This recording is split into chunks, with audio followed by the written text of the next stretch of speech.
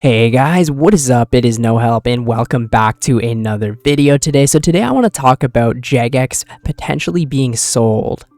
Now I wasn't going to talk about this, but I thought it was actually pretty important. So this was published on September 7th, 2023. RuneScape developer Jagex may get sold off again. So let's just take a quick look at this. Over 2 years after purchasing RuneScape developer Jagex, the Carlyle is reportedly considering auctioning off the UK studio. The potential sale is valued at £1 billion or $1.25 billion. I guess that would be US dollars, and is presently in its early stages. Reportedly, if the sale does occur, it will be towards the end of 2023, and the piece notes Jagex potential future owner could be another private equity firm that could use Jagex to buy up several smaller companies. It also goes over like a brief history of like who owned Jagex before all of this, right? But the important thing is this group acquired it in early 2021 for about 530 million, and now they're going to be selling it just 2 years later for 1.25 billion. That seems like a lot of money. It really does seem like a lot of money for a game like RuneScape. I know it is a really big game and it's been successful for, I guess, like 20 plus years now, but it is a lot of money, and especially like it doubled its price, over doubled its price in 2 years.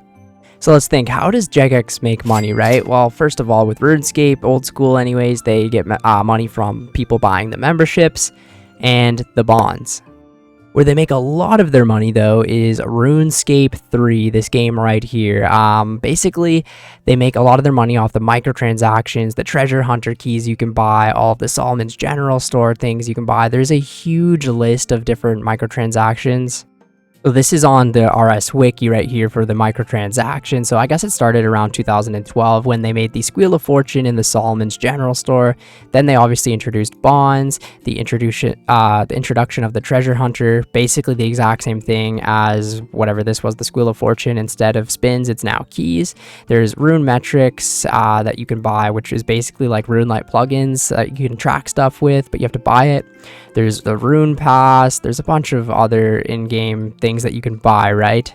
Now, it's not even just fully the evolution of combat that's the problem with RuneScape 3. A lot of people don't like playing the game because of the microtransactions and how it makes the game a lot easier, right? So nothing is really valued as much because you can just buy your experience, you can buy a bunch of cosmetic items, you can buy legendary pets that will pick up things for you, right? It really made a lot of people angry, and that's why a lot of people moved over to old school RuneScape. The good thing is, though, if you do like RuneScape 3, you can actually play an Ironman game mode, and this will make a lot of those microtransactions, or I guess all of them, pretty much go away, and you can kind of just play the game.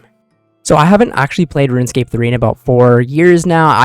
It was the same as me. I got burnt out because of all the microtransactions, the double experience weekends. They're just, whenever you log in, they're trying to sell you something, like something pops up, right? And I wasn't a big fan of the combat. So I've been playing old school RuneScape for the past like 6 years now, right? But I really fully quit RuneScape 3 about 3-4 years ago, and I haven't really touched it since. But then when the necromancy skill came out, I thought, I'd give this game another try. So I went in and I actually got 99 necromancy. I'm working on 120 currently right now, but I think after I get 120, that's definitely when I'm going to stop playing that game.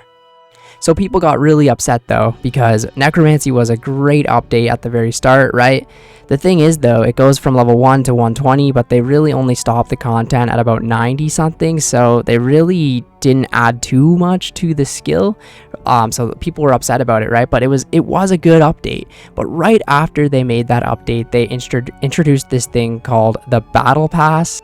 Oh, my bad. It's actually called the Hero Pass. It began on September 4, 2023, and it's pretty much this huge, long thing where you have to go through and gain points by doing daily tasks. They kind of really messed it up at the start, though, is because they took away daily challenges, which are things that people liked, and they made it so that you have to do these weird tasks to get these hero points that you can spend on cosmetics, but you could have bought a bunch of, you could have bought it instead with real life money to speed it up and get all these crazy rewards. I believe they did remove them out of the game now, but you could have gained like something like 50% more experience. It was just nuts, man. Like all these buffs that they added, it wasn't really a great update, and people were really mad. And it's gotten to the point now where a lot of the RuneScape 3 creators are actually moving over to old school just because of how bad that update was. It's kind of weird, right? Because you dedicate yourself to a game for so long. And I actually experienced this as well, right? Like pre-EOC, you work like really hard to get something like 99 rune crafting, and then they add the rune span, right? And it's kind of the same thing now, right? If you could just buy your way up to gaining 50% more experience, like what is the point in playing the game, right? And you get all these daily things every day. I think they did remove that 50% experience thing, but like I don't know why they would even think that's a good idea. And the problem with old school right now is the bots. A lot of people have been complaining about bots, and especially bots not getting banned. People have been posting pictures on Reddit and stuff like that of like certain Zulrah bots that have like 50,000 KC, and they've only got the stats for Zulrah. And then you can see all of the prices dropping like crazy of all of the different supplies that these bots are bringing into the game, and it seems like nothing is being done about it. So what people think is actually happening is Jagex is not banning the bots right now because they want the player numbers to be higher. And the reason RuneScape 3 is being so milked for money right now is because they want more money and more revenue so that they can make this deal and sell off the company. This was another thing people were talking about, where you could go Premier for 2023, where it was like a 45% discount on membership, which is crazy. So if you think about it, the past few months for both games have actually been pretty crazy. For old school, we've got Desert Treasure 2, which was a massive update that included 4 new bosses. Obviously, player counts are going to go up for something like that. And then they also are like talking about a brand new skill, which is just massive to the game. Other ones would be like the update to woodcutting and stuff like that, right? But if you move over to RuneScape 3, they had Necromancy, which brought a ton of old players back to the game, even myself included. I haven't touched it in 4 years, and I thought, a new combat skill, that's pretty interesting, right? So you have all these players coming in at once. The player numbers look like they're really going up, and then you offer 50% or 45% off the membership, and then, you know, tons and tons of people buying that, and the money's going up that way. And then also with this hero pass, so many people buying it for the extra experience and this and that. Lots of money coming in a short little bit of time. The funny thing is, though, if all these people buying the membership and things like that, there won't be as many subscriptions in the next year, which is just funny to think about. I honestly don't know exactly what is happening right now as well. Like, nobody really knows what's going to happen. But my main concern is that somebody in the wrong hands will acquire RuneScape, get old school RuneScape, and add microtransactions and milk the hell out of the game, which will eventually obviously kill the game. Now, I really hope and pray that will never happen, and I don't think it will for old school RuneScape, but you never know.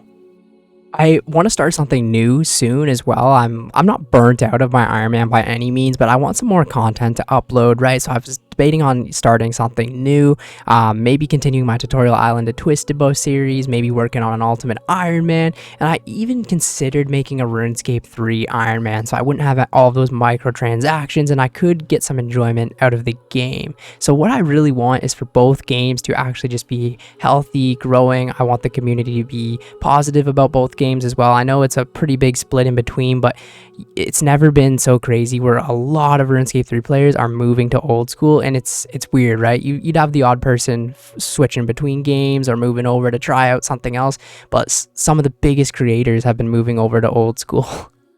I guess that will show Jagex that like updates like the Hero Pass and all these MTX updates people really don't like, but I do understand from the company's perspective that they need to make the money, right? But it's just a weird scenario. Well, anyways, let me know down in the comments what you guys think of this, if you guys have heard anything else. I haven't really been keeping up with it too much because I don't like getting in deep into things like this and having to worry about the future of the game and stuff like that. It's always been pretty well, and I hope that old school RuneScape continues to grow as is, and I really hope the botting problem eventually gets solved anyways. But you could just play an Ironman account so you don't have to worry about things like that. But you know, the economy is very important, and it is weird when you're walking around and like a lot of players are bots and you're just playing the game, but these are just bots and you can't even talk to them or do anything with them. It's just weird, you know. It's always been like that. No matter what they do, there will always be bots, like 100%. Like, you know, they tried to do the Jagex launcher and stuff like that. It's probably helped a little bit, but no matter what, there will always still be bots, auto clickers, everything like that. People just are going to be doing that forever, and they will never be able to get rid of all of them. But yeah, anyways, thank you guys so much for watching the video, and I will catch you in the next one. See ya later.